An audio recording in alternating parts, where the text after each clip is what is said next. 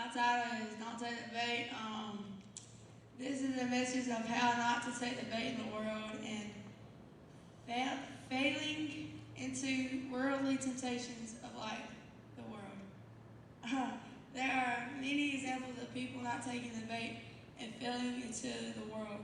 But my example comes from Daniel chapter 3, and it's the story of Shadrach, Meshach, and Abednego. This is the time when the Israelites were in captivity and ruled by King Nebuchadnezzar in Babylon. These three men were taken from Jerusalem and even forced to change their names. Verse 1 is King Nebuchadnezzar made an image of gold 90 feet and 9 feet wide, and set it up on the plain of Dura in the province of Babylon. He built a gold statue of himself.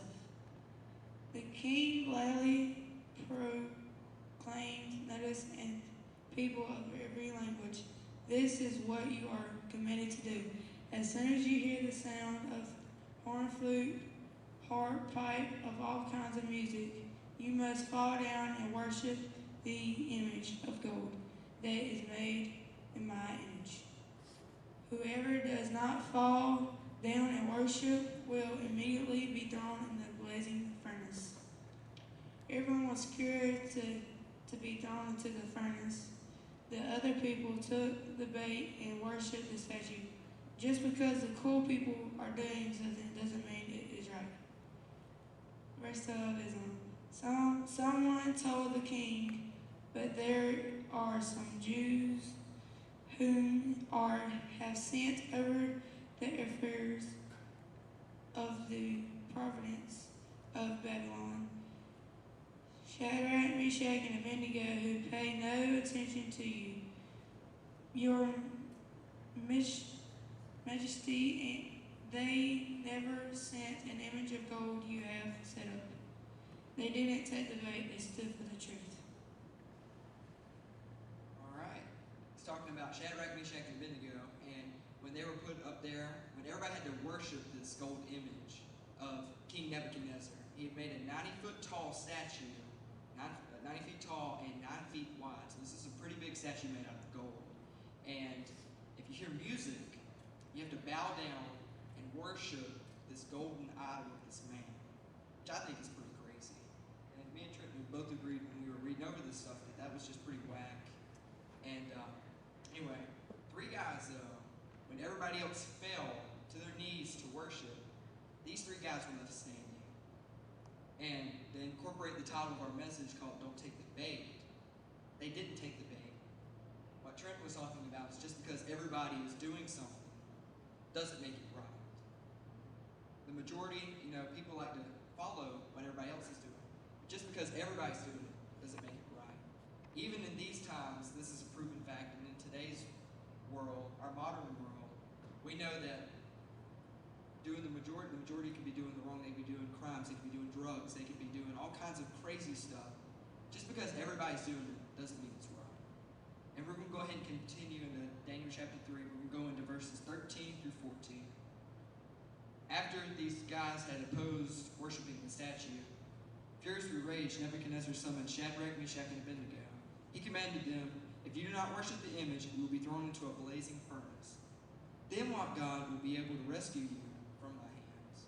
So, for refusing to worship this statue, he would take your life. He would throw you into a huge furnace. Pretty much, me and Trent were kind of trying to discuss this. We're like, wow, a giant furnace for somebody to be thrown into.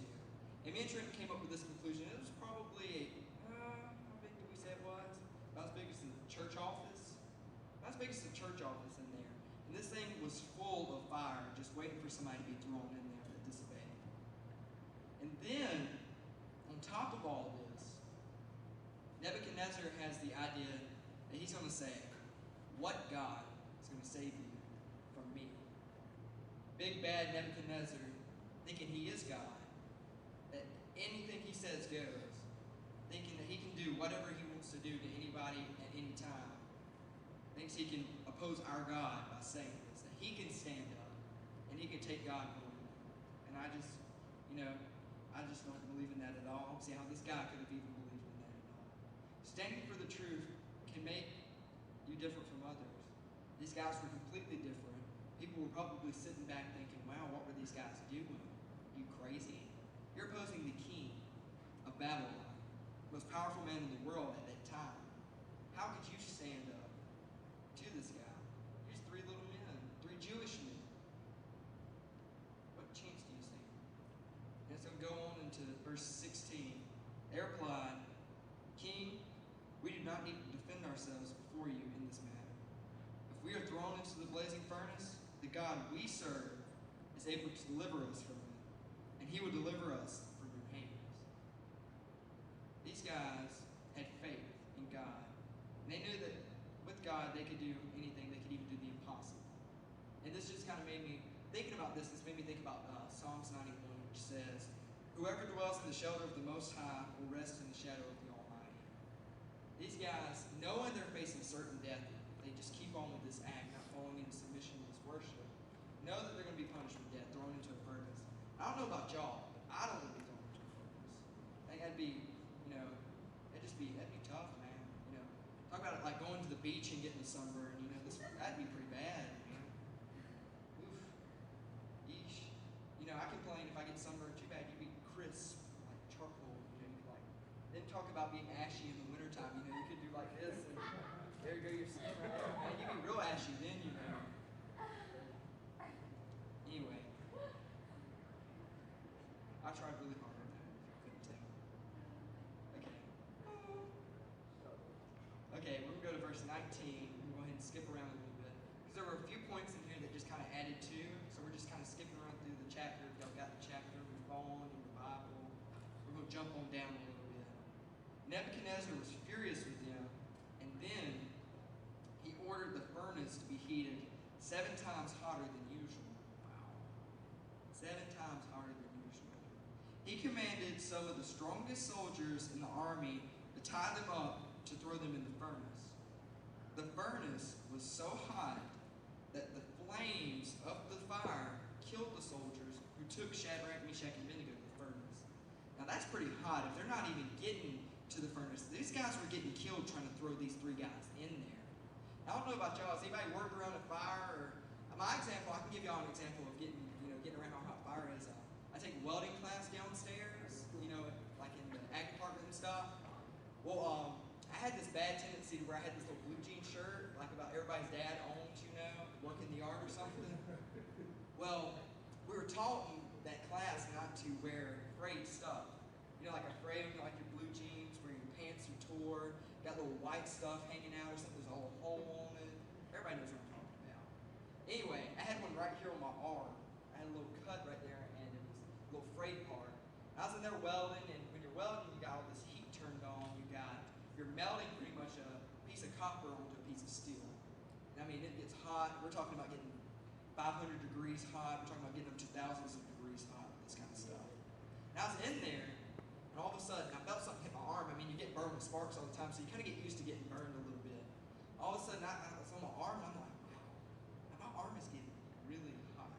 Man, that didn't feel like a little spark, man. That was getting real hot. I looked up, I flipped up my little helmet. There was a live flame on my arm. I was on fire. Like, this guy is on fire. Just like that.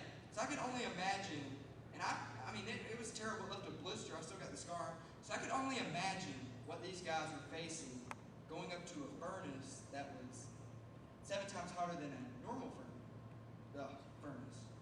So this is pretty tough. If you know it's killing men before they even get there, to throw these guys in there. You got to be thinking right now at this time what's going through these guys' minds. These 3 guys are tied up. They're standing up for the truth. Something they know is right down in their heart, without a shadow of a doubt, they know is right. And they're getting led to this giant furnace, and they're seeing these men die, so they're trying to throw them in there. You can only imagine what's going through their head at this moment. Am I going to live? Am I going to die? That's what I would be thinking. How would I ever make it out of this? But these guys are When they finally tied up, they fell into the furnace. Oh, Nebuchadnezzar's sitting over there thinking that he's got this battle won, Who are these guys that stand up to me, I just took care of them. I just swept them underneath the rug. No problem anymore. They're not going to oppose me. They're done for. Just throw them in this furnace. It's like 7 times harder than usual. But you go down a little bit more in the chapter, we go on and skip down to verse 25. The king leaped to see what had became of the man. He was kind of interested to see what was going on. His advisor came running to report to him, "Look, I see 4 men in the fire, unbound and unharmed.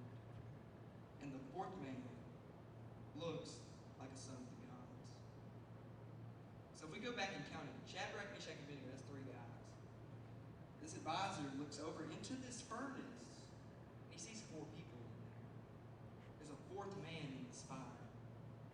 There's something in there. There's something different about this 4th guy. He can even tell it. He can tell that there's something different about this 4th guy. He knows that there's something that makes this guy above average. Where did he come from? We knew that anybody that got around this fire died. How are these 3 men alive? And a surprise person out of nowhere appeared in this fire with these people.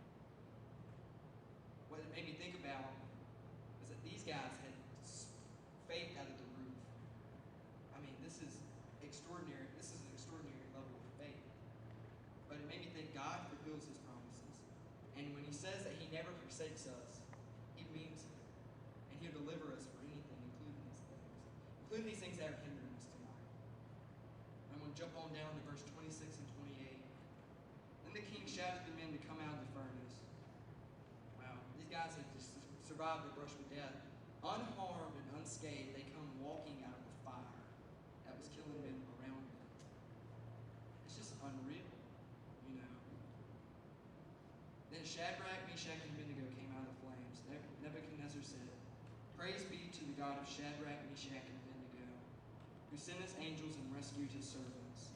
They trusted in him and defied the king's commands and were willing to give their lives rather than serve or worship any other gods." These men have faith to give it their all and trust our God, and he answers their call. Even if we are in a tough time, we always have the 4th man in the fire. What Trenton's meaning was, we have the 4th man in the fire with us. Now, think about a situation in your life, everybody. Think about one time when you could have used a friend, when you could have used somebody to stand in the fire with you, when you knew that you're in a tough spot and you're trying to stand up for the truth, and you could have used that other person standing next to you to give you comfort, to ride you through this, to be there with you against all odds. Stand for the truth and the promises that God gives you, and don't take the bait, as this message has been given. These people didn't take the bait. Everybody else might be taking the bait because it's a society norm, but they didn't. The bait can be anything you want to apply it to be in your life. If it's temptation with lust, if it's drugs, if it's alcohol, if it's crazy thoughts, if it's anything that's hindering you in God, that's bait, man. That's from the world. And we're getting an example right here. Don't take the bait. I say no matter what you're going through, God is your answer, not this world, which is just bait. And with Stephen, we can call it short. This is our message tonight. We're going to close with this. Guys, just don't take the bait in your life, and God is the answer. He'll be there